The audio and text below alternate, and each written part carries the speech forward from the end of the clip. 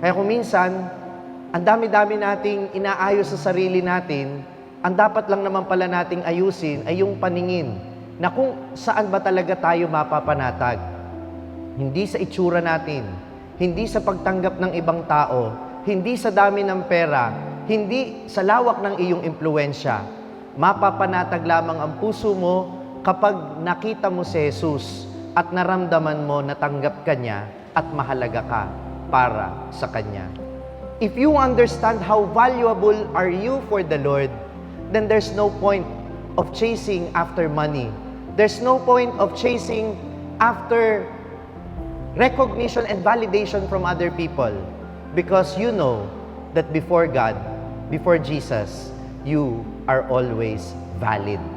Ano man ang itsura mo, ano man ang estado mo sa buhay, ano man ang narating mo, tandaan mo, mahalaga ka sa Panginoon.